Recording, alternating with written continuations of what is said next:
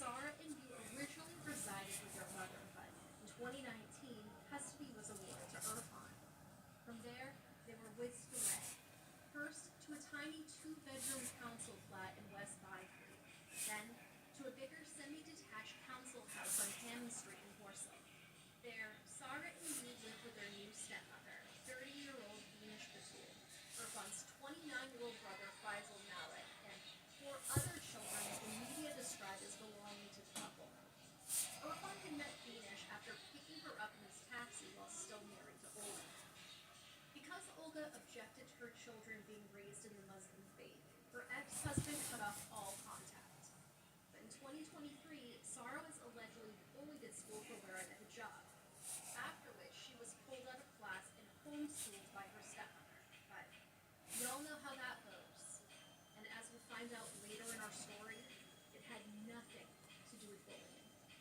On August 9th, 2023, emergency services received a 999 call to police from Islamabad, Pakistan. On the call, a man confessed to the dispatchers that, "I've killed my daughter. It wasn't my intention to kill her. I beat her up too much."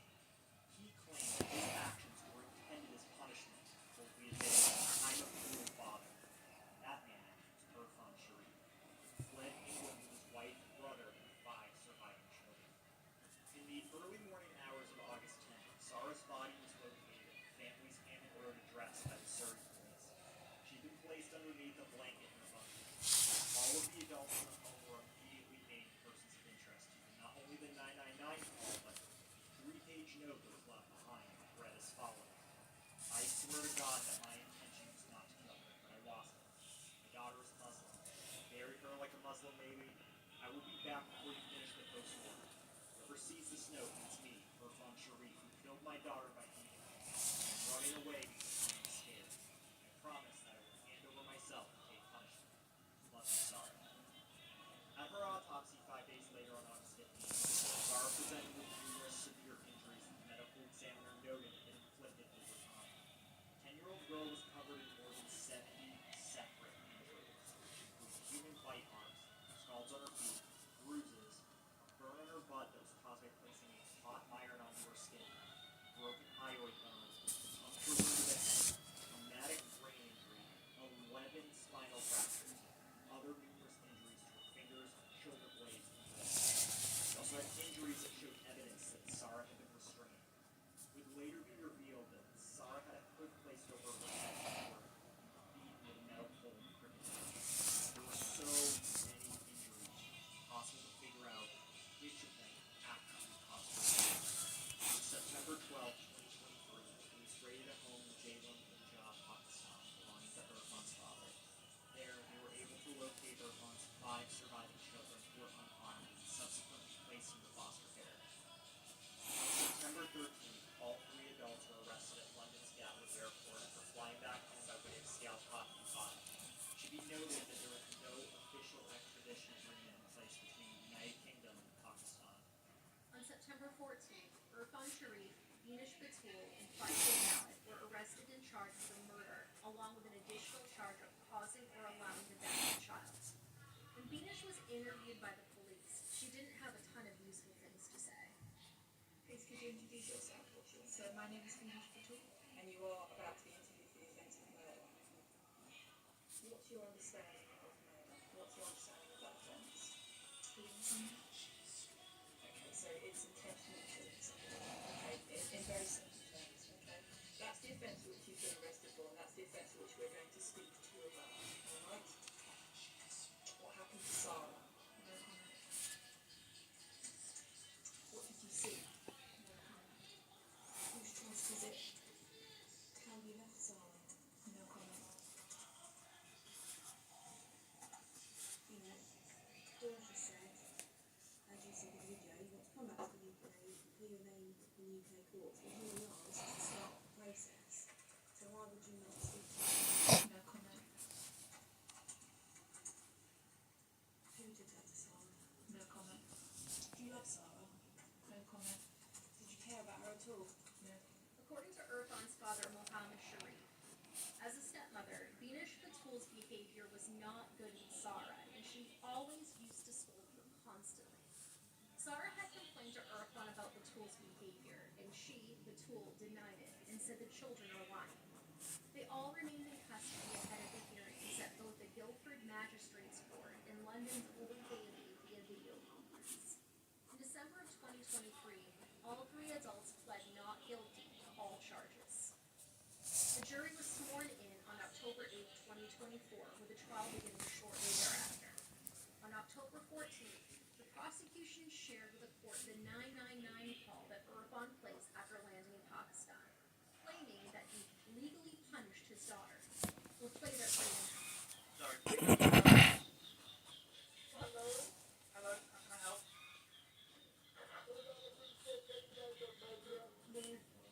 Hello? Hello? Yes, hello? Everything okay?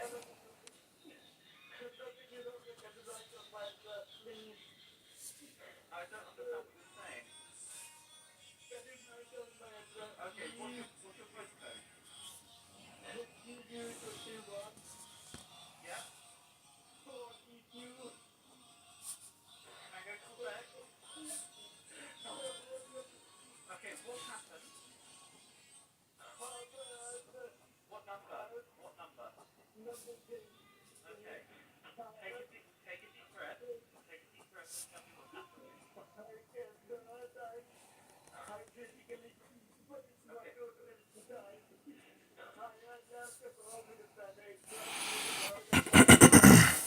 Take a breath because I cannot understand what you're saying, okay? Your daughter has died.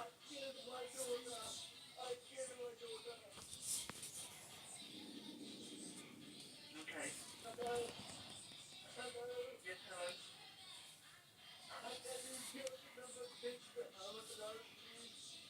Okay, don't worry.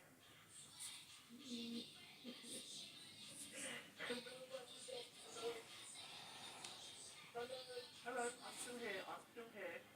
I'm still here.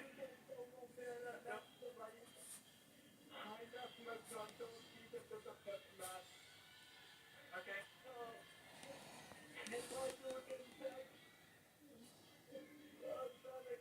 Who killed your daughter? Okay. How? I'm gonna need you to slow down, okay? How have you killed your daughter?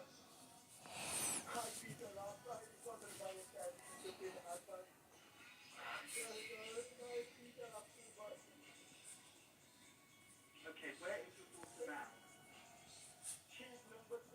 Okay. Where are you?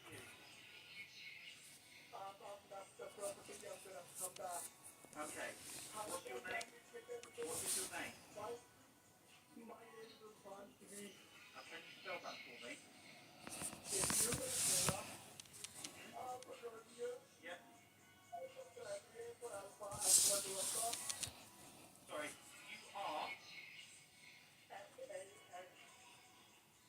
Okay. Second name, please.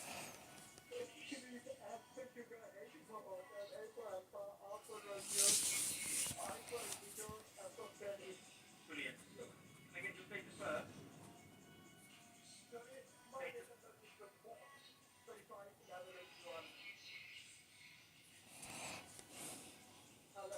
Hello, I'm still here.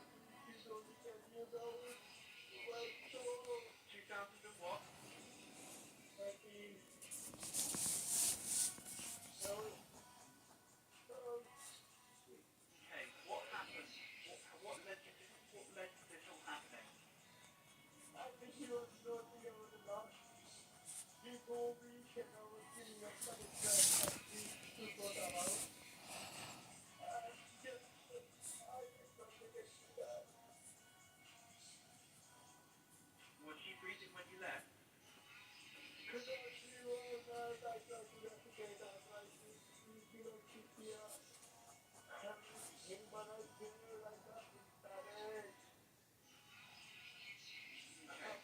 she bleeding anywhere?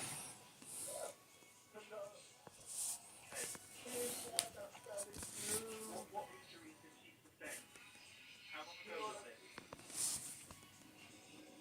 How long? When did this happen? I need you to listen to me, okay? When did this happen? This happened 36 hours ago.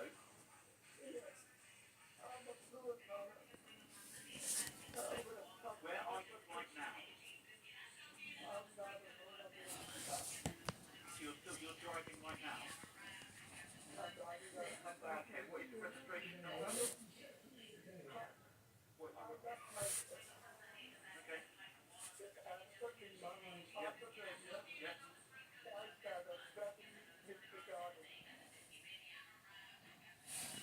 Whose car is it?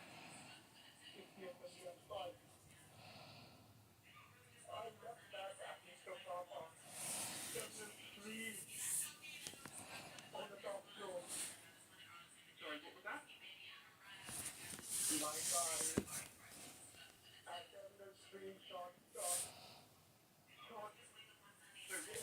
right now? If you're not driving the car.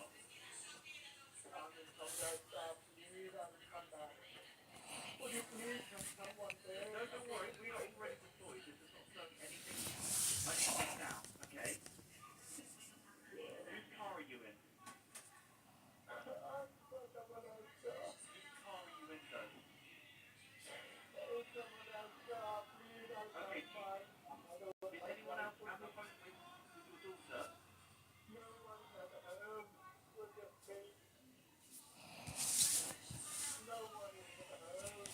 Okay.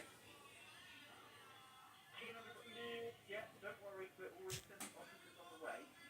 Okay. Do you know the registration for the car that you're driving? Whose car is it?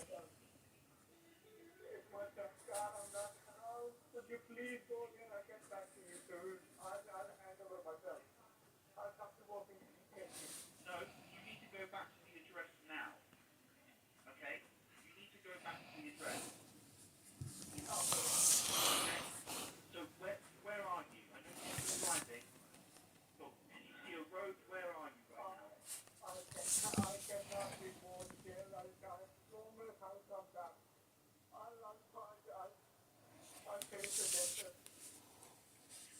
I need to know where you are.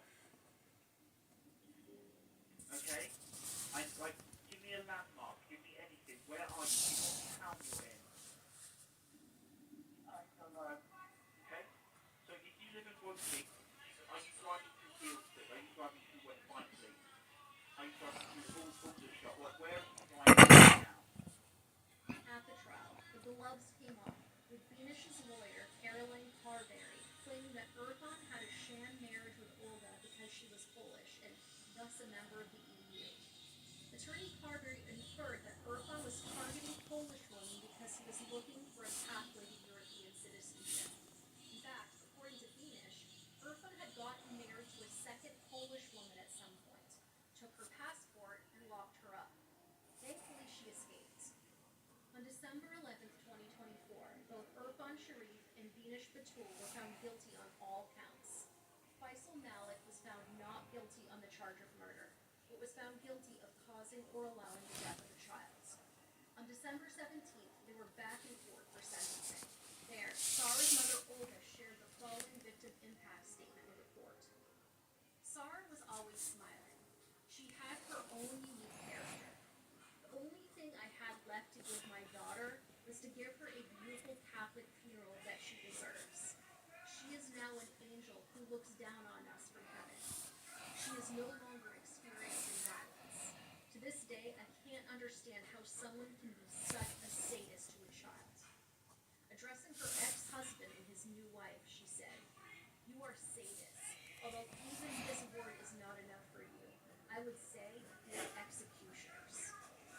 Justice Kavanaugh condemned the pair for not showing a shred of remorse, and described Sarah's treatment as nothing short of torture. The full video is over 49 minutes long and is available to view in our show notes. We'll play a portion for you now. Mark consistently restricts. In other words, it's Sarah being tied up. Many of these injuries had tramline marks, which showed that she had been beaten with an elongated object. You, Earth and Sharif have been admitted to beating Sarah on a number of occasions with a metal pole, hard on a high chair. The pole was found at the property after Sarah's death. You also admitted to beating Sarah with a cricket bat, which was also found at the property. At one stage you admitted to doing this multiple times, but then you found no evidence to only admit to doing so once. I have no doubt that in fact this was a regular occurrence. In addition to the 71 fresh injuries, the medical expert found associated 25 separate fractures to the bones in Sarah's body. These included a fractured collarbone, 2 fractured shoulder blades, fractured ribs, a fractured humerus, 11 separate fractures to her spinal cord, fractures to bones in both of them. This is not a case of a single episode of maltreatment, therefore. This poor child was battered with great force again and again.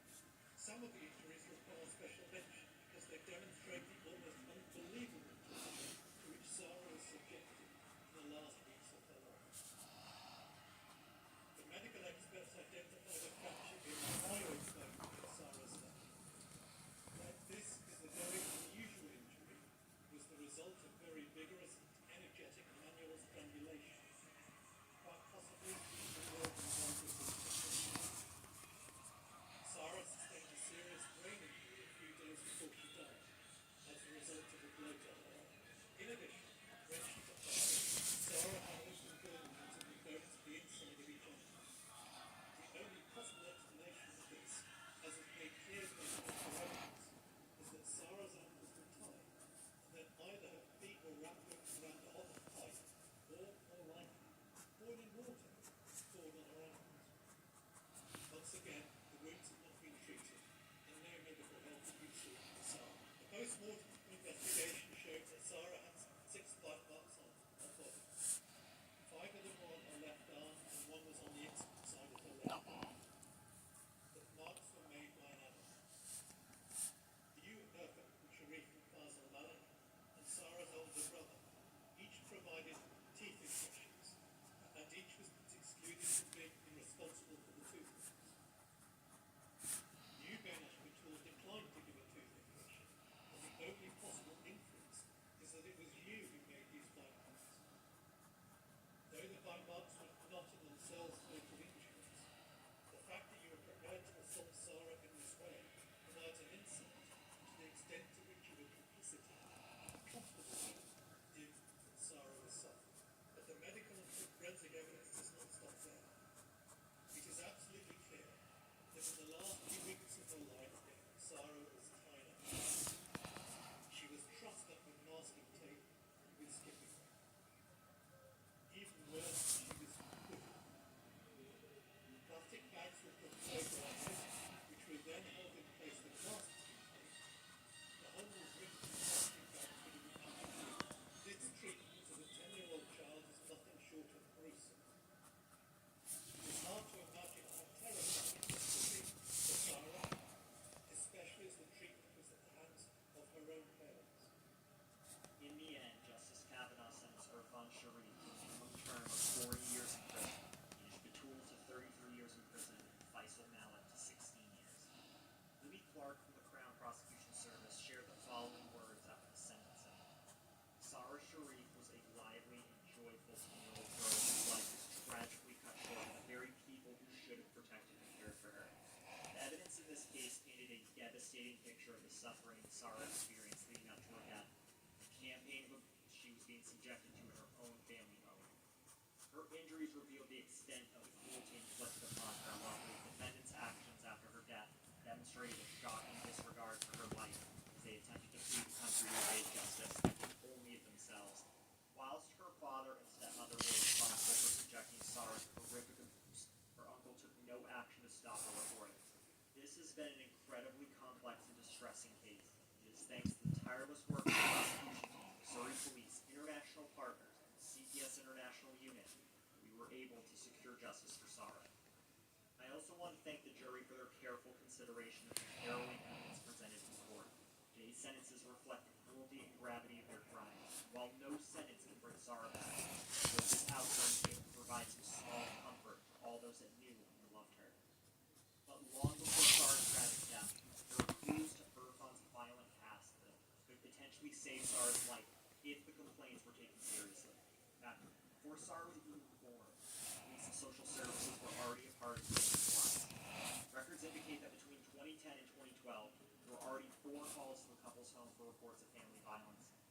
In 2010, Surrey County Council Children's Services became involved due to reports of violence and neglect directed at Sarah's older brother Z. That same year, Z was found abandoned in a shop.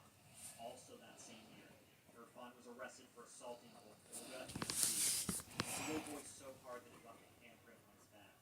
In 2011, reports alleged that Z told his teachers that his father hit him. The following year, he claimed that it was his mother. He was found with burn marks on his body, and once again, he was abandoned out on his own. This time, he was located at Woking Town Center, wandering around half a mile from his home. Social workers noted additional injuries on Z's body, as well as on Hugh's body, who had been born by this time. Also noted that the children's bedrooms lacked light bulbs and bedding. In 2013, Z suffered a very familiar burn, and burned by a hot clothes iron, much like Sarah would be years later. Sarah was born that same year. She was immediately placed under a care order. This gave the police and social services legal responsibility for the 3 children in the Sharif home. In November of 2014, Sarah and her siblings were briefly placed into foster care after her brother Z claimed to have been bitten by his mother and pinched and punched by his father. Although Olga and Irfan claimed there were chickenpox scars, the foster parents noticed cigarette burns on both Sarah and Hugh. In 2015, both Irfan and Olga were in court for a custody hearing. Olga accused Irfan of beating her and the kids and claimed that he was violent and controlling. Although it was never mandated, Irfan agreed to take part in family violence courses and counseling. It should be noted that prior to Irfan even beating Olga, he was accused of intimate partner violence and false imprisonment by 2 separate ex-girlfriends, one in 2007 and one in 2009. It's unclear if either of these partners were the imprisoned Polish women we mentioned previously, but it is alleged that one of these ex-girlfriends was a minor. In total, Irfan had been arrested on at least 5 separate occasions for his behavior. The same year, Sarah and Hugh returned home to the family and Z remained in foster care. According to the BBC, Z never went back home with Irfan and Olga. Sarah was in foster care once more in 2015 after Olga left Irfan, alleging that there was family violence. It was around this time that the couple separated for good, and Sarah began living with her mother full-time. In his history, Irfan was only allowed supervised visits. Everything seemed to calm down for the family up until Easter of 2019. It was then that Sarah confessed to Irfan that her mother had been hurting her. She told her father that Olga had tried to burn her with a lighter, slapped her, pinched her, pulled her hair, and tried to drown her. Irfan videotaped this confession and submitted it to social services. It is unclear if this confession was coached. In October of 2019, custody of both Sarah and Hugh were awarded to Irfan and his new wife, Beanish, despite his 5 arrests and previous police and social services involvement. It should be noted that the judge that awarded custody to Irfan was the same judge that had taken part in all of the Sharif family hearings from 2013 to 2015. Well aware of the type of man that Irfan was.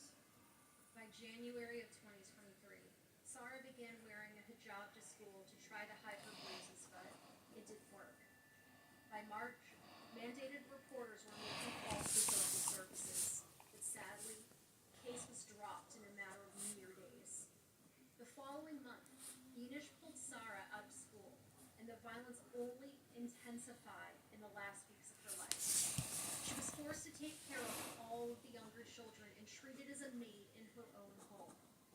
Sarah was singled out for being a girl, Olga's girl. She was smart, sassy, feisty, and spirited. She wasn't submissive like Irfan wanted her to be, and she stood up to him.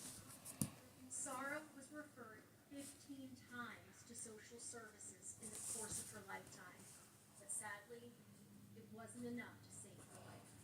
Sarah was a brave, feisty, and spirited child.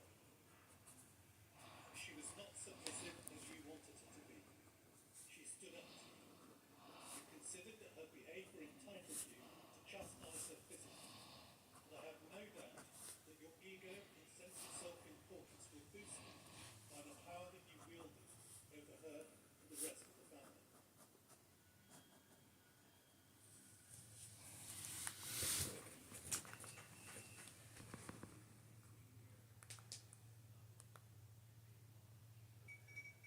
You deserve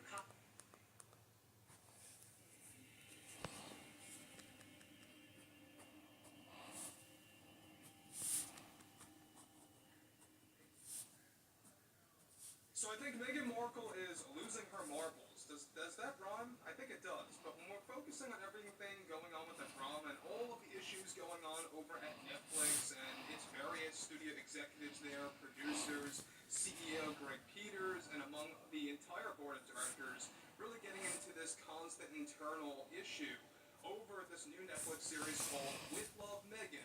We know that Meghan Markle is only stirring up a lot more problems behind the scenes and in the public eye. Let's get into this, shall we? This is Mike Zero. Subscribe if you're new and like this video to see future updates. You can also follow me at Mike01. And thank you also very much for the great and kind support. So I've said this once and I'll say it again, but we know that Meghan Markle is by far one of the fake individuals in the public eye. One of the most fake individuals out there as far as how the public sees her, right? That's why she's very much unlikable. She comes across as very inauthentic. She really tries too hard in all the productions that she gets involved in. And this is the latest example, With Love, Meghan by Netflix, which, by the way, is set to actually be released on January 15th. Now, what's interesting about this, as we discussed this about 2 to 3 days ago, there's been a lot of internal issues happening between Meghan Markle and the many executives over at Netflix, and how there are a lot of scapegoating issues going on right now. We have Meghan Markle blaming the marketing team for fumbling, quote unquote, the trailer for With Love, Meghan. But this is where things begin to really go out of control, and she really did something that I believe is the worst thing in her entire career, the worst thing that she could actually possibly do during her time at Netflix, which could lead to her actually getting booted eventually. We'll have to wait and see. But what's interesting here is that with Netflix already going through both public backlash and internal issues after the Meghan Markle drama went out of control for the CEO and its studio executives, one monumental development that is now happening involves Meghan Markle's behavior after getting the worst backlash during her time in the public eye. It turns out that after the intense backlash for her new Netflix series, With Love, Meghan, there have been multiple internal battles happening between her and the Netflix studio heads for days now. One of her demands just in the past week was to fire the entire marketing team that put together the trailer for her new show and future trailers and or marketing strategies that were going to be used. It turns out, get this, that the Netflix board of directors, and shame on them, recently sided with Meghan Markle after a 3-day squabble after claiming that the marketing team used her worst takes in the trailer, her acting takes. Netflix CEO Greg Peters and the various executives and producers were against the firing of the marketing team, which did indeed eventually happen, as pushed by Meghan Markle. However, the board sided with Meghan since she placed an ultimatum. The specifics of this ultimatum, it turns out, there are already plans for a With Love, Meghan Season 2, as well as another mystery Meghan Markle project for Netflix intended to release in 2027. Now, Markle made the ultimatum that if the marketing team that handled the trailer for With Love, Meghan was not fired, then she would have, of course, be backing out of both projects and leaving Netflix altogether to never work with them again. This reportedly scared the board of directors since they believe that there is a successful market at Netflix for Meghan Markle. Its CEO Greg Peters and the many producers and executives are now having serious doubts and are now scrambling to obtain a whole new marketing team by this February. They have to get it done fast, and they have to get it done really, fast, to handle a new marketing strategy for With Love, Meghan, along with an entire new trailer that is going to be used as a reset button for the show. Now, Markle is still desperately trying to convince the board to turn off comments on the official With Love, Meghan trailer on the official Netflix channels on social media. Now, guys, let me just stop here for 1 second. We're talking about the official Netflix channel on social media, such as the one here, or whether it's on X or Instagram, whatever it may be, any account by Netflix. She wants comments off. That's basically one of of her other demands are just getting refused right now outright by the board of directors. So at least they have a shred of decency left. But like I said earlier, shame on the board of directors over at Netflix for not listening to Greg Peters, its CEO, the executives, everybody else there, and really just focusing on what they believe is going to be all profit. Now, I think it's going to be a big mistake on their end, and I think it's a big mistake to even greenlight a season 2 and a mystery project behind the scenes for 2027 featuring Meghan Markle to begin with. You know, I don't really know what's in their mind right now, you know, between the whole Dave Chappelle situation that took place over at Netflix. That was the biggest issue. They had a technical issue with the Mike Tyson fight with all the upfront problems. That was another problem. And now you have this and all of the internal problems going on. Now, of course, so far the board is refusing to do the turning off comments demands by Meghan Markle. However, Meghan also convinced the board that the entire new marketing team will indeed be approved by her.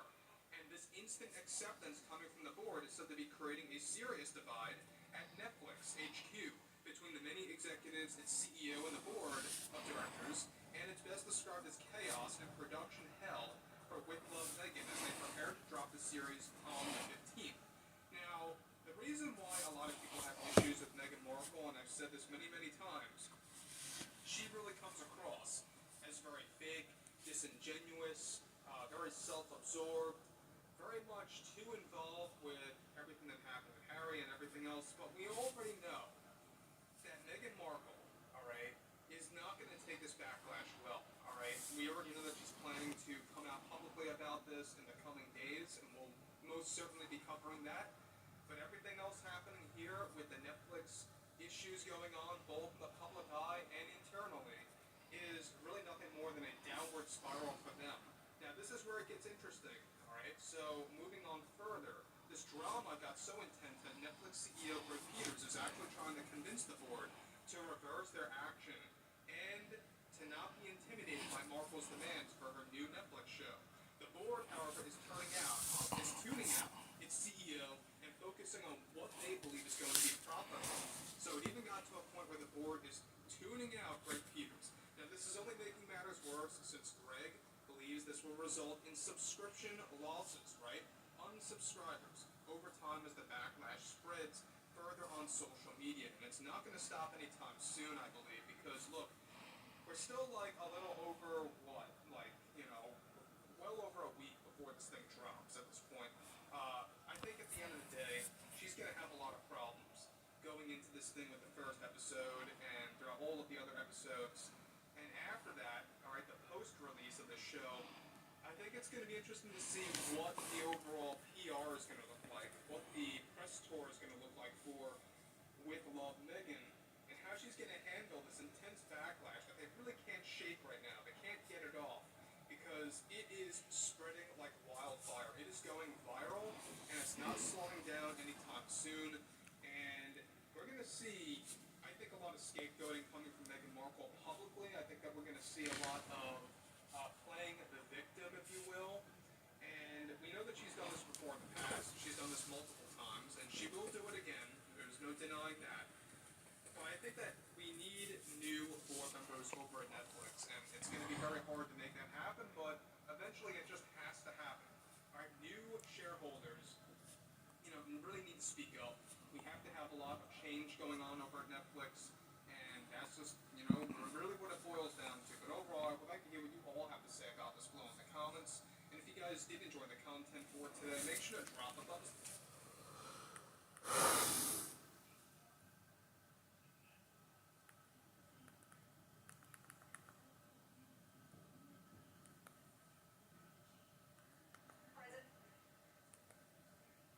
Seasons 52 is a seasonal fresh grilled wine bottle.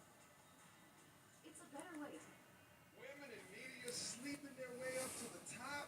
Say it ain't so. So, apparently it's not just Diddy engaging in these freak-offs, but recently Fox Sports personalities Joy Taylor as well as Skip Bayless were hit with a lawsuit, wide-ranging allegations, including workplace misconduct as well as sexual allegations. We're going to go through it, including some of the responses on social media and the historical context, which is going to paint a fair light on the current situation. So without further ado, Fox Sports personalities Joy Taylor, Skip Bayless, and Executive Vice President Charlie Dixon have been named in a lawsuit alleging this misconduct, including sexual harassment, assault, and improper use of authority to exploit employees. The lawsuit, which was filed by former Fox Sports hairstylist, Nanshin Faraji, who worked with the network from 2012 to 2024. The allegations are detailed across 14 claims, including 6 class action complaints and 8 individual complaints. And in case you're wondering what she looks like, here goes the hairstylist right here. I actually found her Instagram as well. And here is her Instagram, currently at 3,000 followers. And if you scroll down, you can see her advertising her hairstyling on different Fox Sports anchors in the past. So first, let's go over the allegations against Skip Bayless. So Skip Bayless, best known for his role as the co-host of FS1's Undisputed, is accused of engaging in a pattern of inappropriate behavior towards the hairstylist over several years. According to the lawsuit, Bayless allegedly made repeated advances, including offering her $1.5 million for S favors, claiming that he could change her life and provide her with financial security. My turn! You told me it was my turn! Damn, Skip, I know it's your turn, but this one's not looking good. But what I will say is that it should be easy to disprove this one unless she has the receipts, right, an audio recording or text messages equaling out to $1.5 million. But when you're in a position as Skip Bayless, you should never be acting as a person of power who also works with you and telling them that you can change their life, because they can come back at any time and said that I was coerced into doing things. The complaint also details physical misconduct, including allegations that Bayless hugged her inappropriately and pressed against her despite clear objections. At one point, Bayless allegedly insinuated that Faraji was romantically involved with his former co-host Shannon Sharp, creating further discomfort and unease. Sheesh. Hey, listen, at the end of the day, these things about the hug inappropriately, right, like, this is not as serious as offering 1.5 for sexual favors, right? This is the potential serious thing here that we're gonna have to prove. Let's move on to Charlie Dixon. Charlie Dixon, Fox Sports Executive Vice President, is a central figure in the lawsuit.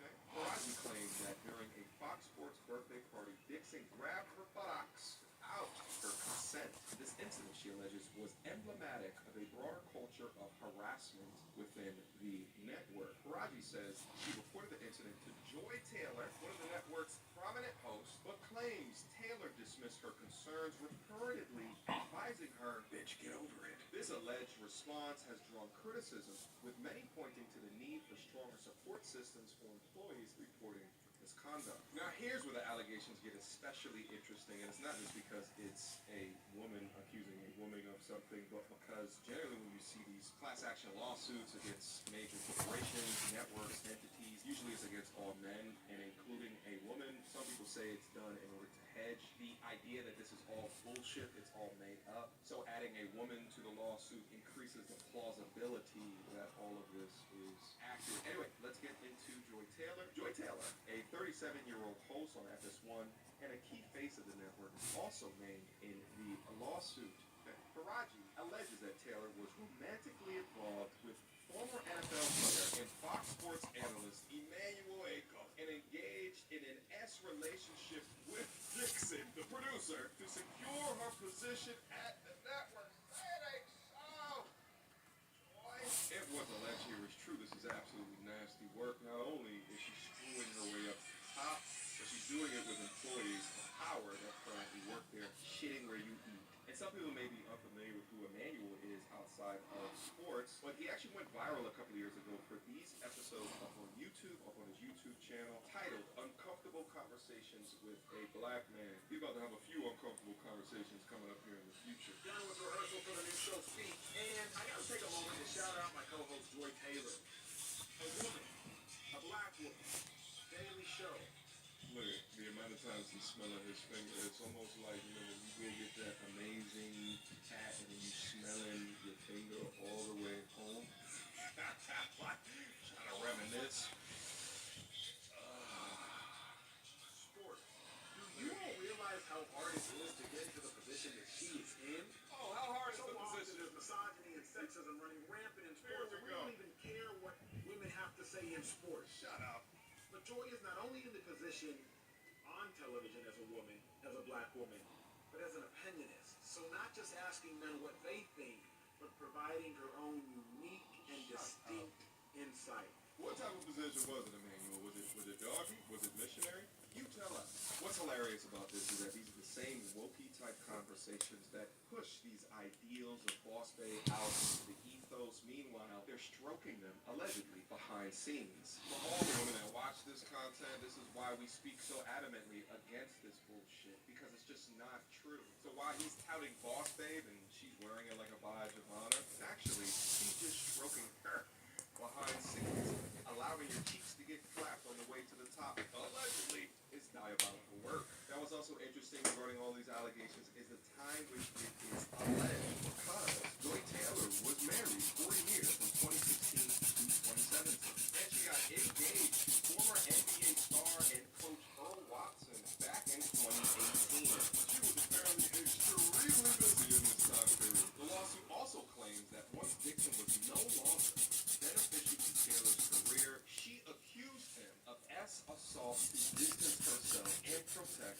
her reputation. Now, it's one thing to have allegations of sweeping your way up to the top, and to a degree, if it's two consenting adults, you technically can do that. Is it morally correct? Absolutely not. But I have way less of a problem with that than falsely accusing someone of assault and a power move to get him off of your back. A definitive move from the handbook, How to Destroy a Man Now.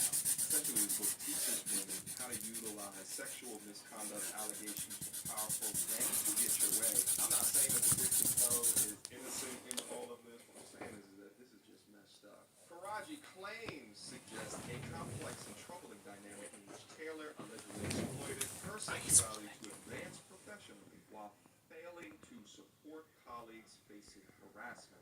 So what has been Fox Sports' response? So they have acknowledged the lawsuit but have refrained from providing detailed comments citing the ongoing legal proceedings. No response yet from Dixon, from Julie Taylor, or Skip Bayless as of yet. In a brief statement, the network emphasizes commitment to maintaining a respectful and safe workplace while promising to take the allegations seriously. Now, as you can imagine, social media is going absolutely off with the mockery, with the roasting, and we're going to get into some of the clips that have just recently resurfaced. But before that, I wanted to get into the actual lawsuit. Miss Taylor again uses her sexuality to get on a show. Not again. In approximately February of 2020, Miss Taylor asked Mrs. Faraji to meet her for lunch in Beverly Hills. When Miss Faraji arrived, she found Mrs. Taylor with a man, Emmanuel. Miss Faraji did not know Emmanuel, but could tell the two were romantically involved. A few months after the meeting, Mr. Akko at the lunch, Mr. Faraji noticed him in the hallway while at work. Miss Faraji later asked Miss Taylor if Mr. Akko also worked at Fox. Miss Taylor confirmed and explained that she wanted Mr. Akko to eventually recommend her on the show Speak for Yourself. Miss Faraji became alarmed and warned Mrs. Taylor that she should probably not speak with both Mr. Dixon and Mr. Akko at the same damn time. Mr. Dixon is a very powerful man that may become very angry. Miss Taylor told her, don't worry about it. She explained that she was now also powerful, and once Mr. Dixon was no longer useful to her, she will follow through on her plan to tell the company that he forced himself on her. She would not allow herself to be forced out by Mr. Dixon like other women talent. Just think about the deviousness of this. Like, not only are you going to utilize your looks in order to get into, spaces that other women would not be able to get into, but then at the point that you get there, and then allegedly sleep your way up to the top, and then in a show of force and domination, you're going to levy false accusations. I mean, it's absolutely insane what's happening here. You brought that up. I do want to know this part, like the gift and the curse of privilege, right? Because not everybody on TV looks a certain way, right? And I do want to answer that, like I was telling before you got here, we was having like an innocent conversation, and I was like, sometimes, right, I'll be in the workplace or just hanging out, and a real gorgeous girl, she's toying with me, and she's getting away with it. Like, for example, I might be asking her a question about something, and she's having her way with me. Like, basically, I'm going to say yes because I'm in her presence. Does that that make sense? She's playing with the hair. I chose AMU because of the affordability, the flexibility. Hair. She's chewing the gum a little harder than normal, and I'm all like, yeah, like yes. So I want to ask you, like, in the work, no, seriously, in the workplace, right? Like, what's the gift and the curse of being like a gorgeous woman in this game? Um, I think that the gift is, obvious. Who's always? Well, I mean, if you look a certain way, you have access to different things. I mean, that's how it works in the world. To get stroked out by the So, I executive? don't think that's news to anybody. So Right, the right, gift is, okay, you have access to certain places. Okay, you walk up to the front door of the club, you get in. You don't have to pay for things. The guys always joke with me now, Like a DJ, like yo, come on, like yeah. I mean, yeah, and that's fine. That has its perks. In college, I would go out without any money and eat dinner and drink all night and get home safely, and I literally would not bring money with me. Because why would I bring money? But what about But now, yeah, in right, the right. workplace, Yeah, there you go. yeah, I mean, I think being traditionally good looking or whatever, because I always want to make sure that I preface it with that. I guess there's people out there who don't think that I'm attractive, and that's fine. Oh, I remember. I don't even know, but they'll be in the comments letting you know that. So for those people, don't worry. But for everybody else, there are advantages to it. And also, I work in a visual medium. We work on television, so there's a reason that we have a hair and makeup department, a wardrobe department. There's a reason why they put together marketing campaigns and they do Photoshop for the posters. Like, it's a visual medium. You're engaging people with that aesthetic. So that has advantages for sure. I think the negative part of it is particularly being a woman, because there's good-looking men in television as well. That has advantages.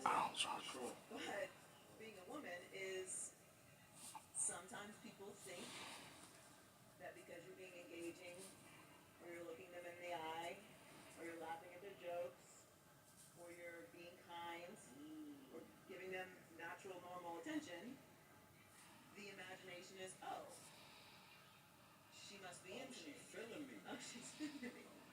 When in fact, I'm really just literally speaking to you. Well, I give her credit for acknowledging, she beat around the bush, acknowledging that being pretty has given her privileges within life. What I find hilarious is that she's taking what he just said, and then she's juxtaposing herself as to say, well, she does some of those things too, but it's misinterpreted. Meanwhile, through these allegations, we see that she was actually utilizing that to her advantage. Wake up call, same time. How would I not know how hard it is to do the show I work on? You have to constantly reaffirm that you are good enough, that you belong there, and then always prove it. So I just always say you gotta do twice the work to get half the opportunity.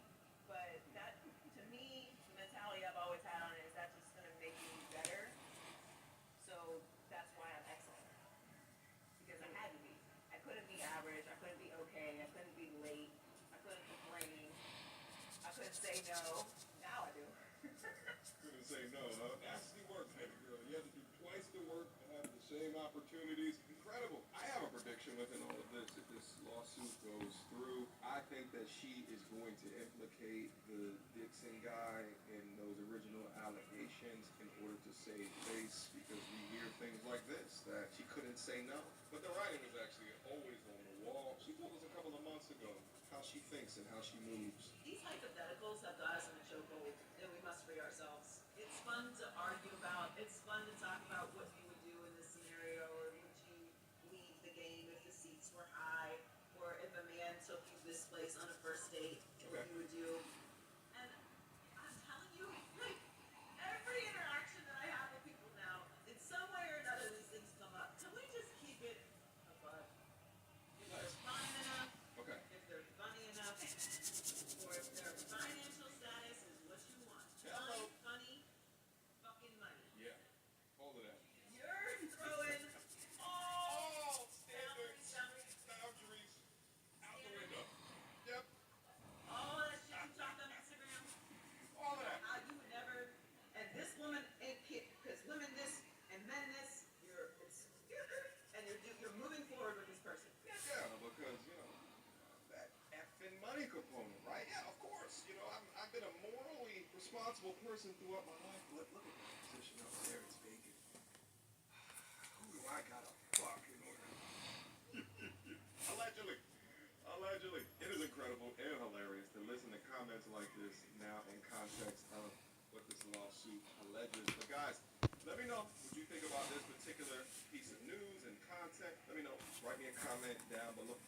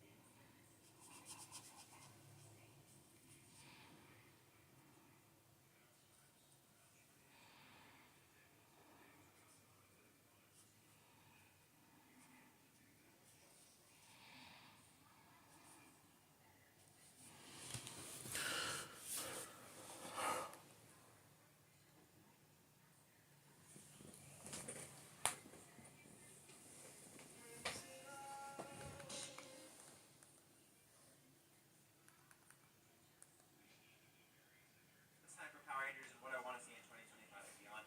I think I kept saying 2024 don't matter deals. I'm like a year behind, but wibbly wobbly, I'm in. So this is an interesting one because usually around December, around Christmas time, in the back of my mind, when I have moments to think, I start thinking about like what I want to do for these videos. Like what kind of points do I want to bring up? Kind of like mental notes of things I'd like to see.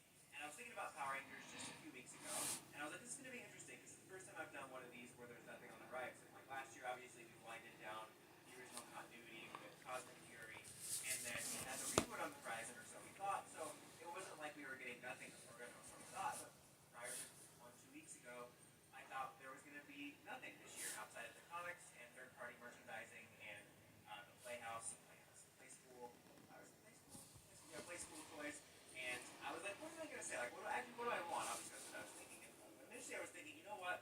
I think they just need to take a break. I know we're on a breakdown. Everyone's freaking out like it's never happened to other franchises before.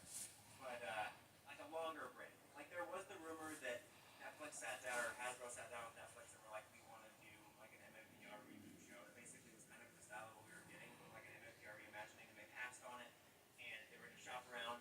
And I was curious what that would have looked like, but I can't say I would want to see it. And I think if it would have happened, it would have just. I don't think you could damage PR's name much more at this point, but I don't think it would have helped. So I was thinking, rather than me wanting to see that go to Hulu or Amazon or whatever, I was like, they just need to take an extended break. That's what I was thinking. Like, take like 3, maybe 4 years, I don't know, and then come back and try the reboot. No. Time to pass, and then try something. And really, like, hopefully, like somebody at Hasbro would see the potential, like the Goldberg guy did, or maybe they get bought out. I don't know what it would be, but have somebody that has belief in it and wants to make something happen. That's what I was thinking initially. I was going to say. And then Christmas Day, we got news that supposedly they're talking to Paramount about just that. That apparently somebody or multiple people at Paramount see the potential in doing a new movie, and then maybe an animated series, whether it will be tied to the movie or not, like TMNT. We don't know, but it seems like there's somebody that sees potential. And as I said in those videos, I'm very much on the fence with this in the sense that I'm fully prepared for it to fall apart after what we went through with the reboot updates and the up and down and then it being canceled. So like I'm just already preparing at least for it to not happen. But I'm also like happy that there is stuff happening and find it crazy that PR just can't seem to stay dead for long before something comes of it. But I'm definitely excited that there's going to be at least stuff to talk about. Not really excited about the discourse. I'll talk a little bit about some stuff I'd maybe like to see from the movie, but I might do that in a separate video, maybe later down the line in the next month or so, when we maybe get more info or something, or I just need a video to make, but I'm more so just going to touch on like broader strokes here with that. So as far as this, honestly, I think the main thing I want to see is as we get updates, I just want us to, as quick as possible, get more concrete updates. I don't want them to rush the movie. Like I really want them to take their time. Like some of the rumors were talking about how they said they recognize like some of the missteps with 2017 release date stuff, and they seem to be mindful of like this has potential, but also like it could go wrong. So I want them to take their time, however much they need to try to make this work. But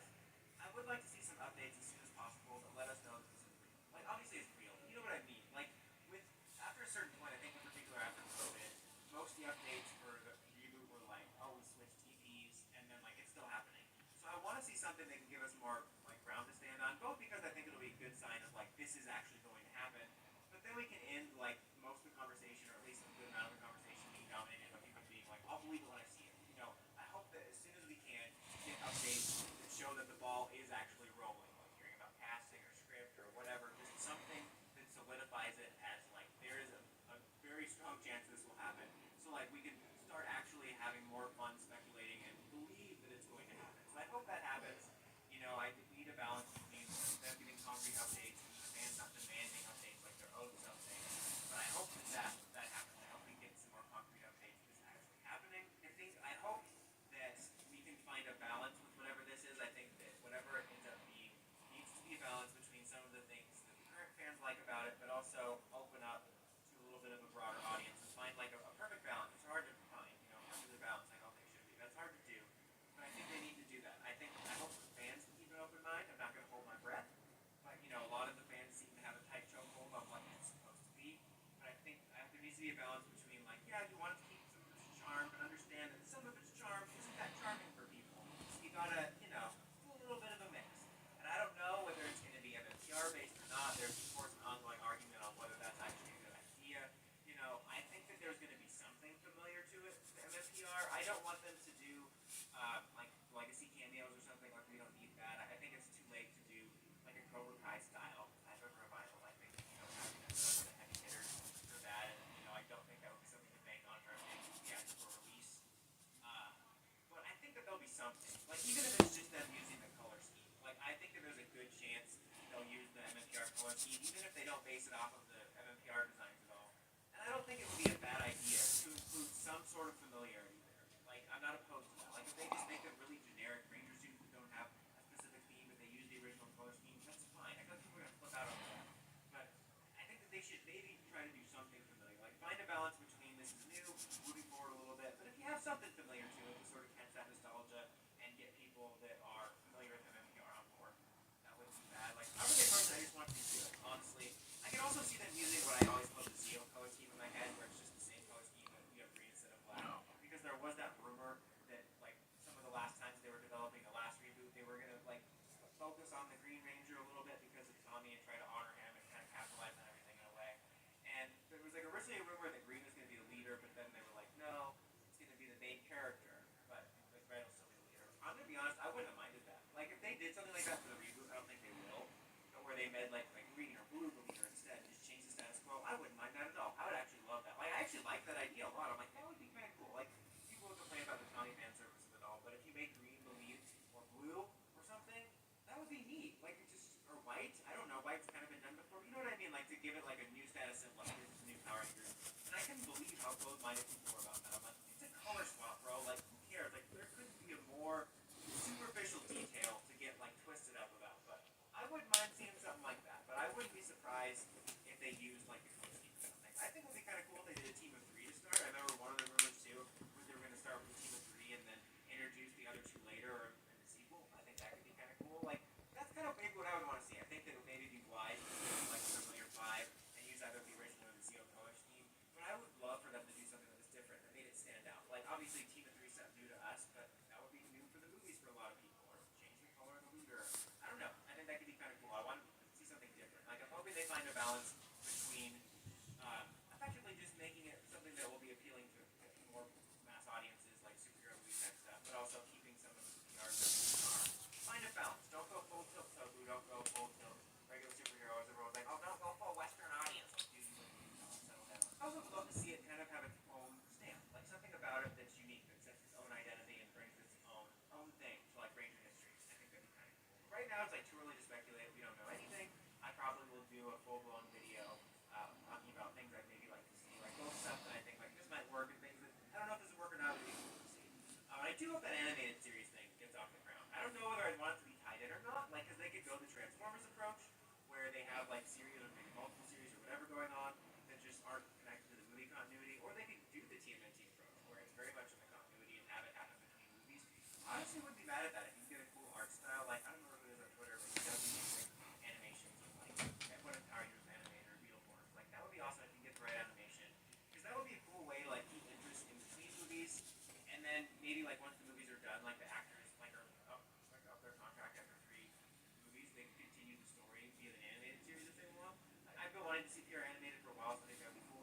is like, you should adapt the comics. Like, I would love to see like a DC animated style movie of the comics. But it's like, do we have no other ideas besides adapting stuff? We could just do our own story. Like, when you go animated, there's no reason to adapt anything. You know where the adaptations came from? They were written from scratch the first time. That's where source material comes from. Why do we use source material? Like, oh yeah, I'm not opposed to seeing animated movies, but like, don't make the series as so. Yeah, we'll see. But I am excited that there's at least something on the horizon.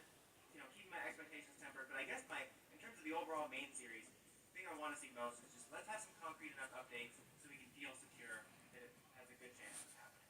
As far as other stuff, you know, I've been enjoying the comics continuing with Prime. I hope we get more standalone graphic novels. I would love to see us bringing back stuff like the Time Force ones we did, and like the Soul of the Dragon, like some focus on other series and stuff, just because I think that'd be cool. I still really want them to do an SPD.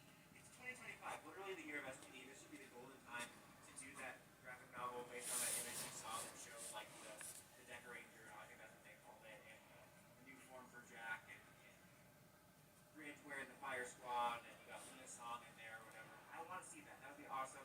I also am not opposed at all. I'd love for them to continue their little crossovers they've been doing. They definitely set up a third TMNT crossover, so I hope that happens because those have been fantastic. I feel like they wouldn't do season 3 stuff because they had like a direct like tee up for a sequel of that, but they would be wasting so much of an opportunity if at some point they didn't do a crossover that took place in season 3. It's right there. But I'm not opposed to them trying out crossovers with other properties. If they did another Godzilla one, that would be cool. The last one was brought in mythology and stuff from other seasons beyond MMPR. I would actually love to see them try a Transformers Power Rangers crossover. Because like there's people speculating of like if this reboot gets off the ground, will they try a crossover movie? But I'm like, before you even do that, test the water. I'm surprised they haven't even thought about it yet. Like I think that would be great. The Team and Tio obviously did good enough to get a sequel and probably a prequel. Let's do that. That'd be something I'd like to see either, if not this year, you know, set the ball rolling on that. As far as toys, I'm gonna be honest, I'm not that excited for the MMPR Playmates line. Playmates, is that right? Keep sounding wrong because it sounds like, you know, Playmates like Playboy. But anyway, I'm not that excited for it. I'm curious about it. They do make pretty good toys. Like their turtle toys and their Ben 10 toys are actually great, but I'm just not that excited. More curious than excited. I do hope at some point we can get some sort of regular Lightning Collection-esque line back. I don't know if Hasbro would ever put that back into production if like the movie takes off or if they end up selling it to Paramount. Like, where would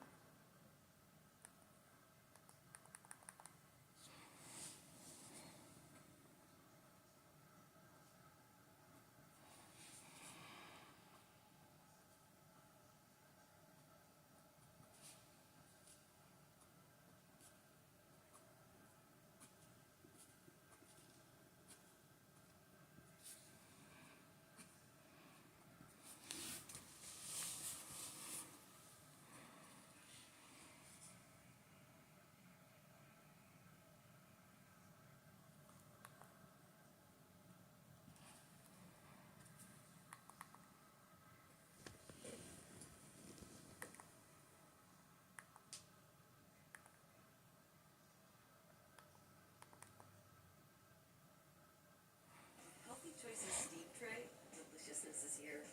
Healthy Choice, the smart choice. Shop your entire Sephora inside your local Kohl's. It's the real deal.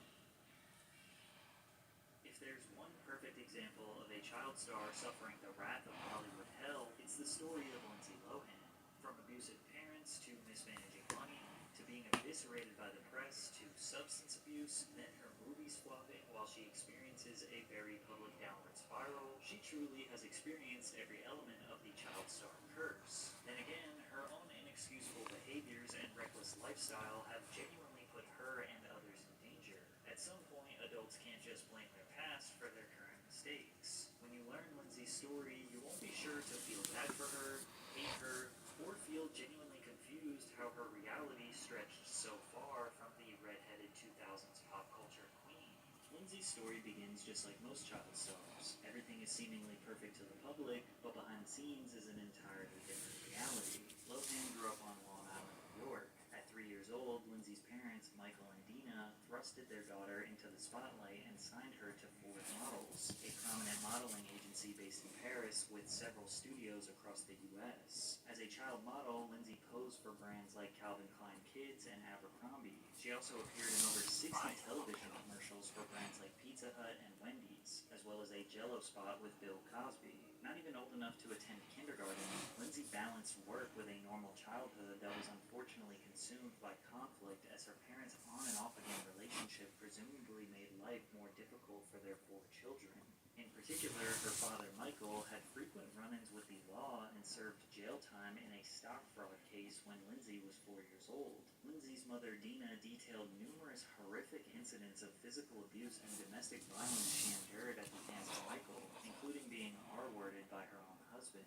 Her mother said, "Lindsay saw her dad abuse me. That's why she's so screwed up." Michael vehemently denied all accusations, but you'll notice her father's behavior gets her in trouble throughout her career. Despite the conflict that pursued at home, Lindsay excelled in the workplace. In 1998, Lohan competed against more than 1,500 young actresses to book a lead role in the remake of the 1961 romantic comedy film, The Parent Trap. The film follows identical twin sisters who are separated at birth due to their parents' divorce. Each parent takes one of the twins to raise without informing the other twin of their existence. Throughout the film, the twins accidentally meet for the first time at a summer camp in Maine. Initially unaware of their relationship, they quickly realize they are sisters and devise a plan to switch places with the aim of reuniting their parents. Because the film revolved around identical twins, each actress submitted audition tapes for both roles. I don't know if I was alone here, but when I saw this movie as a kid, I genuinely thought these were 2 different people. Her feature film debut in The Parent Trap not only showcased her potential as a leading actress, but earned her critical acclaim. Lohan did not just do her part alongside legendary actors like Dennis Quaid and Natasha Richardson. She excelled and received praise from critics for her performance. Her debut was a resounding success, and the film earned over $92 million at the worldwide box office. She was Hollywood's next child superstar. The film earned Lohan a Young Artist Award for Best Performance in a Feature Film and a 3-film contract with Disney. The first film in her contract was another remake, more specifically a remake of the 1976 comedy film Freaky Friday. Freaky Friday centers around a mother and a daughter who magically swap bodies. Throughout the film, the pair are forced to live each other's lives. The mother has to navigate the complexities of high school. In contrast, the daughter must manage her mother's work responsibilities as a psychologist and prepare for her mother's upcoming wedding to her fiancé. Freaky Friday wasn't just a cult classic for 90s babies who grew up on Disney. It grossed over $160 million at the worldwide box office. It's also worth mentioning that Lindsay's aesthetic didn't match the typical bright-eyed, bushy-tailed Disney star. She had more of the alternative, Avril Lavigne-esque look that made her seem more mature, which made it easier to eventually break out of the child star chains. Lohan also decided to embark on the cliché child star to pop star career path. Piggybacking off the movie, she released her first single, Ultimate. She was becoming a product of the Disney pop star factory, executing the same promotional strategy of releasing her second single, Drama Queen, after her 2004 Disney comedy, Confessions of a Teenage Drama Queen. After these 3 films, she had already secured her legacy as a Disney icon and a beloved child star. But her next role as Katie Heron in Mean Girls stamped her place in cinema history, as this film is in contention for being one of the best high school movies of all time. Mean Girls follows Katie Heron, a teenage girl who moves to Illinois from Africa, where she has been homeschooled her entire life. Why don't I know you? I'm new. I just moved here from Africa. What? So you're from Africa? Why are you white? She starts attending North Shore High School and is overwhelmed by the social dynamics and cliques. Katie is befriended by 2 social outcasts who teach her how to adapt to the school's social structure. She is also noticed by the Plastics, led by Regina George, for her good looks. The Plastics invite Katie to join their group, and Katie is encouraged to accept the invitation as a way to spy on the Plastics, break down their popularity, and expose their evil intentions to the whole school. Upon release, Mean Girls received positive reviews from critics, and although it was over-exaggerated, it did provide a somewhat realistic lens into the cruel and unapologetically mean behaviors and attitudes of high schoolers, and it definitely created quotable scenes that have lasted 2 decades. I can't go out.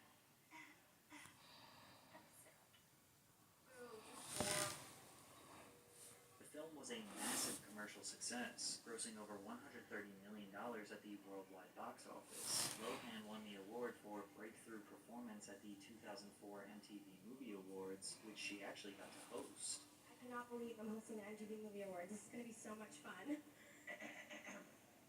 yeah, these are my parents, Donald and Judy Lohan. Hi, gang. It is always so nice to meet Lindsay's friends.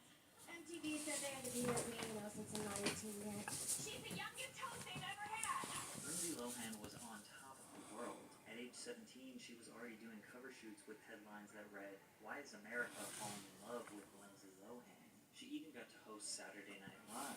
Lindsay was in the prime of her career, and although we probably remember her as being extremely popular and relevant for many years, her dominance only lasted roughly from 2003 to 2006 as her commercial success and public perception would start to spiral out of control. Her troubled household in New York seemed to reach a tipping point. Just before hosting the MTV Awards, her father, Michael Lohan, age 42, was accused of striking his brother-in-law, Matt Sullivan, at a first communion party at the family's home in Merrick, New York.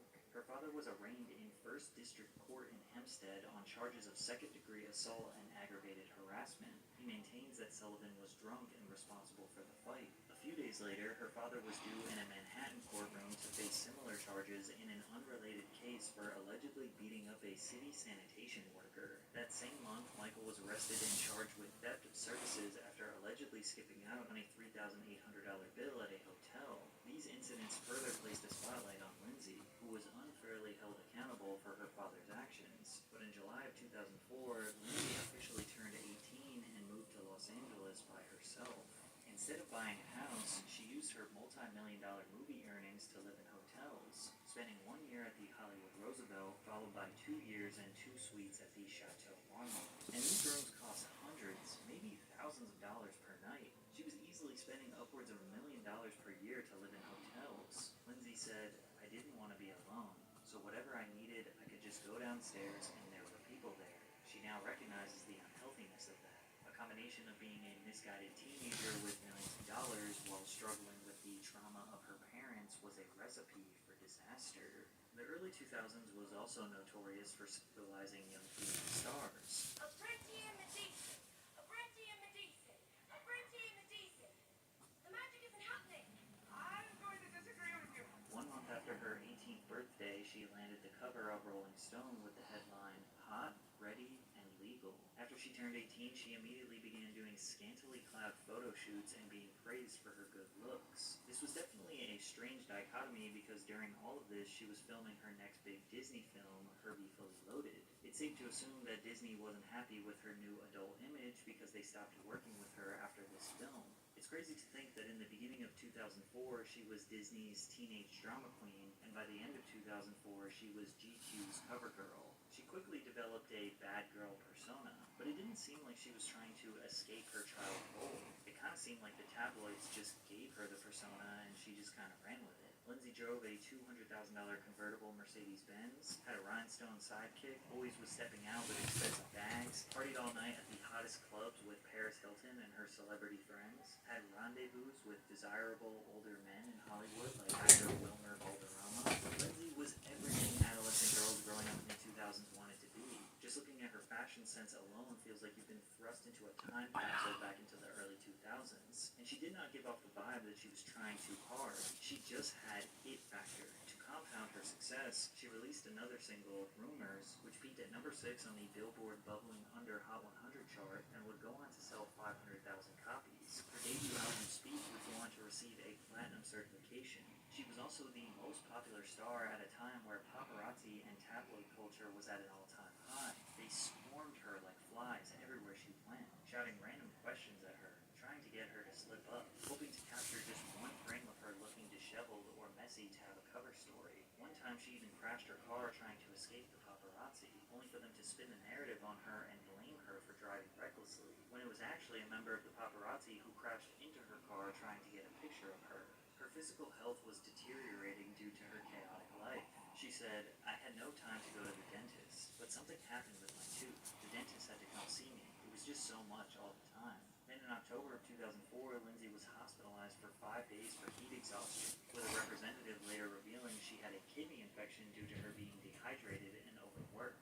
However, Lindsay often arrived late and exhausted to set because she spent so much time partying. In 2006, while working on the romantic comedy film Just My Luck in New Orleans, Louisiana, a The tabloids captured Lohan at numerous bars and nightclubs after long days of filming. The film crew saw her partying in the papers and were frustrated with her performance on set. "I've never seen anything like this. She's making our lives hell. It's just not professional," one film crew member remarked. While working on the film, Georgia Rule, James G. Robinson, the chief of Morgan Creek Productions, wrote a letter to Lohan scolding her for her behavior. "You and your representatives have told us that your various late arrivals and absences from the set have been the result of illness. Today, we were told it was heat exhaustion. We are well aware that your ongoing all-night heavy partying is the real reason for your so-called exhaustion." News of her lousy behavior spread across the industry as many deemed her irresponsible and unprofessional. She lost out on several movie roles, including A Woman of No Importance and The Edge of Love. Tired of her addiction impacting her career, Lindsay entered a drug rehab program for the first time in January of 2007. During her 30-day stay at the Wonderland Center in LA, Lohan continued working on the film I Know Who Killed Me. Unfortunately, things only got worse on May 26, 2007, when Lindsay lost control of her Mercedes-Benz and struck a curb in Beverly Hills, California. She was promptly arrested on a misdemeanor drunken driving charge. Immediately, Lohan checked into the Promises Treatment Center in Malibu for her second visit to rehab. After her 45-day rehab stay, Lohan was voluntarily fitted with an alcohol monitoring bracelet. Just 2 weeks after checking out of rehab, a woman called Santa Monica police alleging that Lohan was trying to run her down with a car. The police arrested Lindsay once again and charged her with drunken driving, cocaine possession, and driving with a suspended license. It's also important to remember that even when she was attending AA meetings and attempting to do the right thing, she was still being hounded by paparazzi. Just look at them waiting for her after she leaves an AA meeting. I chose AMU because of the affordability, and I needed a school that would allow Oh shoot.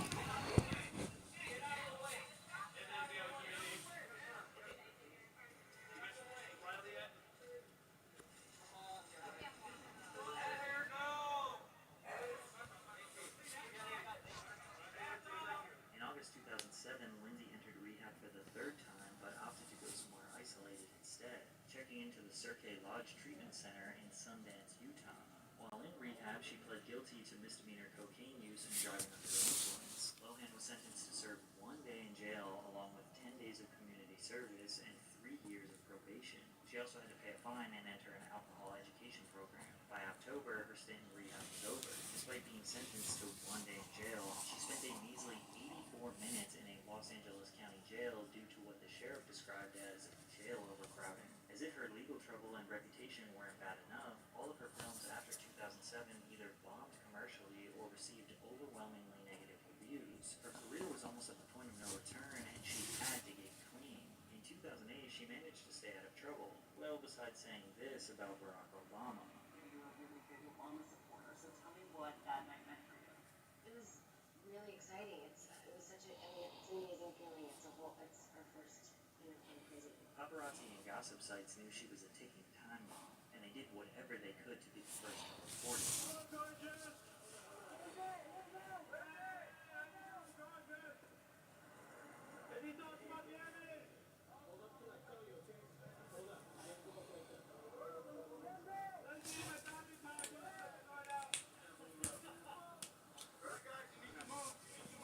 They were so desperate for a story that sometimes the story was that she was being swarmed by paparazzi.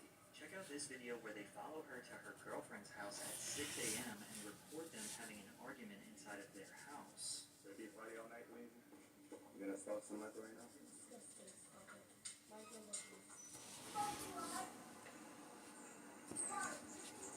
Although it was her own behavior that was destroying her life, we can all agree that having invasive paparazzi waiting outside of your house and filming your private conversations would drive anyone crazy. They wanted to break her down for their own benefit, and that's exactly what would happen. In October of 2009, a Beverly Hills judge extended her probation because Lohan had not been attending her required alcohol counseling program. On May 20th, 2010, Lindsay, who had attended the Cannes Film Festival in France, missed a required court appearance claiming she had lost her passport. Although the judge issued an arrest warrant, it was withdrawn after Lohan's representative posted her $100,000 bail. The hearing was scheduled for July 6th, where a judge ordered Lindsay to serve 90 days in jail for missing alcohol counseling sessions in violation of her probation. Lohan also had to spend 90 days in a drug and alcohol rehab program after her jail term ended. The video of her receiving her sentence and breaking down went viral. 30 days in jail on the first DUI case consecutive, and 30 days in jail on the second DUI case consecutive. That's 90 days in jail. The court's also going to order Dr. Sharma or appoint Dr. Sharma Malinak.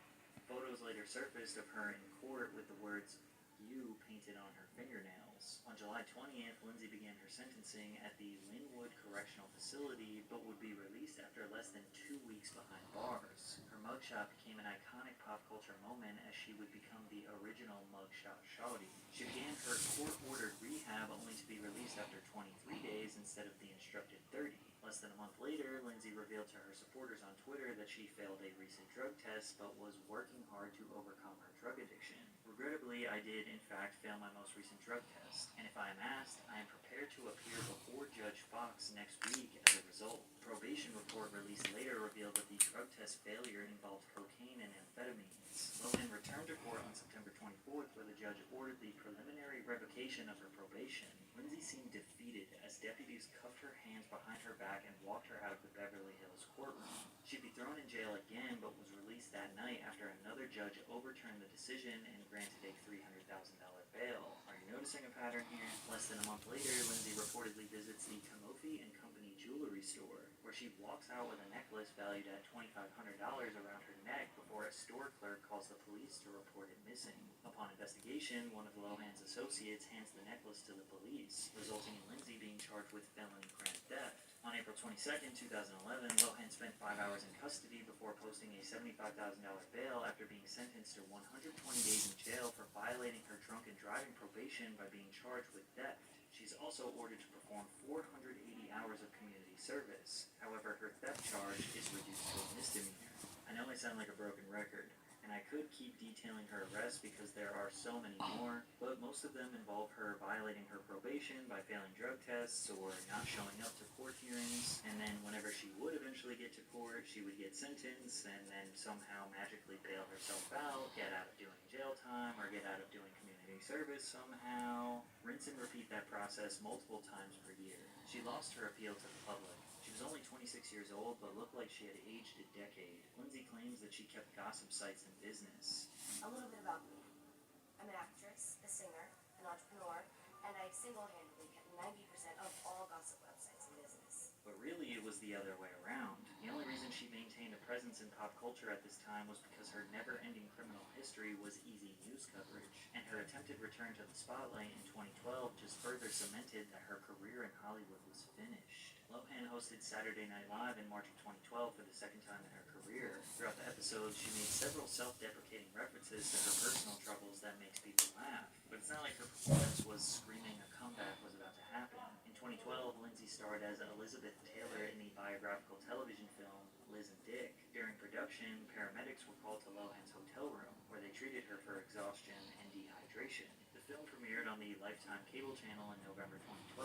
While the premiere garnered 3.5 million views, Lindsay's performance, as did the film, received largely negative reviews. Throughout 2013, she made forgettable appearances in throwaway projects like Scary Movie 5 and The Inappropriate Comedy. Or she received lead roles in minor projects like the thriller drama film The Canyons. Unable to revive her Hollywood career, Lindsay strategically created an 8-part docuseries, Lindsay, on Oprah Winfrey's own cable network. The show intended to provide an unfiltered look at Lindsay's life as she transitioned from rehab to her daily routines, aiming for a fresh start. It attempted to document her struggles to stay sober, reestablish her acting career, and repair her public image. And these types of programs usually work. People feel bad for celebrities as they discuss their deepest vulnerabilities on camera for millions to criticize. They're so brave for doing that, people usually say. But it didn't work for Lindsay. The ratings for this docuseries dropped substantially with each episode, as Variety described the series as boring, claiming that Oprah and Lohan were using each other for content. Are you an addict? What is it you are addicted to? What is your drug of choice or drugs of choice? Alcohol. Because that in the past was a gateway to other things for me. Other things. I never abused, I tried cocaine with alcohol. And I never That's done when you those were things arrested the without. first time, correct? Yeah. Since she was a tabloid queen for years, nobody was interested in seeing her make a comeback. Do you not watch anything that goes on in the tabloid now? Now here's what May 2nd. I was under the May 2nd. Yes. How long will you be in rehab? 3 months. How many times have you been in there? Several. And how will this not, what are they rehabbing, first of all? What is on their list?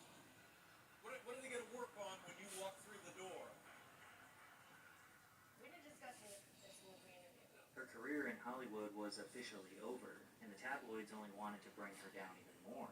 An infamous sex list was leaked that featured 36 A-list stars that Lindsay Lohan allegedly hooked up with, including Ashton Kutcher, Joaquin Phoenix, Justin Timberlake, Adam Levine, and many others. Lindsay later admitted that the list was real. Appreciate that, bro. Yeah, I'm trying to get through this bit range so that I could end the stream so I can finish the rest tomorrow. Because it's a lot of work. I mean, a lot of work. Moved to Dubai for privacy in an attempt to rebuild her life. Paparazzi is illegal in Dubai, so she doesn't have to worry about getting followed by cameras. Lindsay spent the next few years detached from the spotlight, focusing more on her newfound religious views as she studied and considered converting to Islam. But even more rumors spurred that she was a high-class escort, and it didn't help that in 2013 her own father was quoted saying that she is getting paid to date rich men. According to the reports, these dates last for several days, and the men shower her with lavish gifts like jewelry. Since Lindsay was living in Dubai, which is notorious for yachting conspiracies, where women subject themselves to disgusting acts for insanely wealthy men, plus being photographed cozied up with much older men, along with her failed career and bottomless legal expenses and potential drug habit, gossip sites were convinced that she was a high-class hooker, and that's how she maybe maintained her lifestyle. But disappearing to Dubai worked. Nobody was talking about Lindsay anymore. Nobody was harassing her. It was now 2017, over 10 years since Mean Girls, and we had witnessed countless child stars rise and fall. She started appearing in the news again around 2017 and 2018, but only for extremely strange controversies. Like in February of 2017, when airport security asked her to take off her headscarf while going through security, to which she claimed to have been racially profiled. She said, "I was flying to New York recently, I was wearing a headscarf, and I got stopped and racially profiled for the first time in my life." Obviously, people ran with the narrative that a privileged white actress claimed to be racially profiled, but to give her the benefit of the doubt, she was trying to say that she has a deeper understanding of Arab women who are judged or unfairly profiled for their culture. She just kind of chose her words wrong. She also gained a lot of media attention for her fake accent. Sorry about that, y'all. That's my parents' background. You understand that life is bigger than everything. You're very close-minded in that sense. This is just me holding it with me walking forward. Whereas the paparazzi maybe across the street, I don't know. They may crucify me for it in America. They made it seem like Satan. While most people were making fun of her for being cringe or accusing her of cultural appropriation, psychologists say otherwise. She is making herself as the person with whom she is speaking with. Gulesa said, "Why do we do it? Liking is not the only goal. Mimicry imitating behavior is described as unconscious tendency to create bonds with others, a social glue which bonds us to other people. It seems it is imprinted in our nature." Lindsay garnered even more negative attention in October 2017 when she publicly defended former film producer Harvey Weinstein amid his Me Too allegations. When I knew that Green Thread and Batman was a local home, I knew that I was.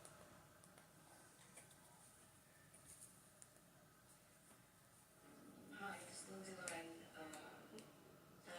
I'm in Dubai. I'm home. I feel very bad for every white team right now. I don't think it's right what's going on. I think Georgina needs to take a stand and be there for her husband. And he's never harmed me or done anything to me. We've done several movies together. And so I think everyone needs to stop. I think it's wrong. So stand up. You know, when a drunk Lindsay Lohan is defending you, you've hit rock bottom. Someone tell her he's not a producer anymore. He can't give her a job. But then something even weirder happened when she went live on Instagram and tried to steal a homeless woman's children after they refused her help. So, I want you to tell America what you need, and I will get it for you. Yalla, Khalid, wala. Go. She then proceeds to demand that the children come with her and sleep in her hotel with them for the evening. Nicole, you want to come with me? Come with me. Come. Come. I'll take care of it. Let me take care of you guys. Do you want to stay in the hotel tonight? Do you want to leave? Yeah, yeah. Let me take care of you guys. Let me stay for the night. Hold on. For about 5 minutes straight, she tries to convince this mother to release her kids to Lohan, but the mother refuses, so Lindsay begins to start shaming the mother. And you should be doing what you're doing for your children so they have a better life. Eventually, the family begins to get up and Lindsay attempts to forcibly grab the children. After they refuse and walk away, she proceeds to follow them and labels them Syrian refugees who are trafficking children. Are you excited?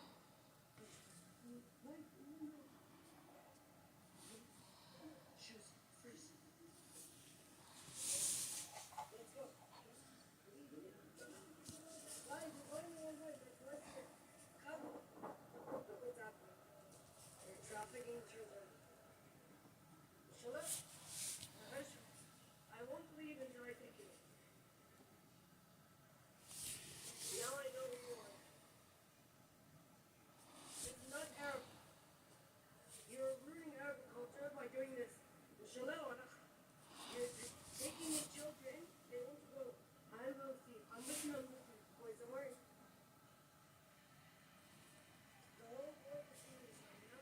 I guess it seems like her heart was in the right place, but it's odd that she would assume a mother would just give her children up to a stranger. And while most people expected Lindsay to just fade into her irrelevance, live her life in the Middle East, and only pop up when she has random, strange controversies, she actually made an unexpected comeback. MTV gave her a reality show because their network was on the brink of shutting down and they were grasping at straws trying to get views. Lindsay Lohan's Beach Club focuses on Lindsay as she manages her new beach club in Mykonos, Greece, and follows the lives of the staff hired to work there. During the filming of this show, she went viral for her dancing on stage at a bar, which became a trend on social media coined the #DoTheLilo challenge. This was the most positive press she received in years. She also became a panelist on the Australian edition of The Masked Singer. Lohan was slowly introducing herself back into the mainstream media and seemed much healthier than she had been in the past couple of years. She got a huge lucky break when the biggest network in present-day media, Netflix, approached her to star in one of the studio's annual Hallmark Christmas films. In May of 2021, Netflix announced Lindsay's major return to acting by starring in a Christmas romantic comedy about a spoiled heiress who loses her memory following a skiing incident. She spends the holidays cared for by a down-on-his-luck widower and his daughter. Falling for Christmas was Lindsay's first time starring in a lead role for a major production in several years. For the first time in a long time, Lohan appeared in a magazine not to discuss her troublesome past, but to promote a film she felt passionate about helping create. Rolling Stone called Falling for Christmas a formulaic film that reminds audiences what made Lohan a movie star in the first place. After the release, the filmmakers talked about working with Lohan, saying, "She's such an amazing actress and comedian, and it was really fun working with her. She's really prepared and very professional," along with landing a number of magazine covers. In March of 2022, Lohan reportedly signed a deal to star in 2 more films for Netflix. That same month, Lindsay announced her pregnancy in an Instagram post with the caption, "We are blessed and excited." Lindsay and her husband welcomed their son in July of 2023. The first film of Lohan's 2-picture deal with Netflix was the romantic comedy Irish Wish, where the director also spoke highly of her work ethic. She's very involved in the story and is really communicative. She's really easy to work with that way. She seems to be taking her comeback seriously this time, and putting in the work to prepare her reputation. Lohan's second upcoming film with Netflix, Our Little Secret, is scheduled to release for the holidays of 2024, while Disney Pictures announced a sequel for Freaky Friday, where Lohan and Jamie Lee Curtis would reprise their roles from the 2003 film. Despite the complications with her family, including briefly cutting contact with her father, Lindsay revealed that she's on good terms with both of her parents, and in July of 2023, the family gathered for the first time in the last 7 years. In the past few years, people have become more empathetic and understanding of how unfairly treated child stars were. At one point, they were making headlines and being crucified for stupid mistakes that any teenager would make. In Lindsay's case, she was thrown into acting at age 3, raised by an extremely complicated family with a father who was constantly in and out of jail and allegedly abusive. Compound that with the insane paparazzi following her everywhere, prying prying at her, hoping for a single slip-up. It will drive anyone mad, and it's clear that all of that led to her addiction, which took a huge toll on her life. An addiction is a complicated disease, a disease that many people pass judgment on to others, but it takes a lifetime to fight. Now, as far as her relationship with the Saudi crown prince and what was going on in the Middle East, who knows? But we can only hope that her intentions were genuine and be grateful that she seems to be happy, healthy, and back on the right track. Payroll accounting software helped put me on the right path.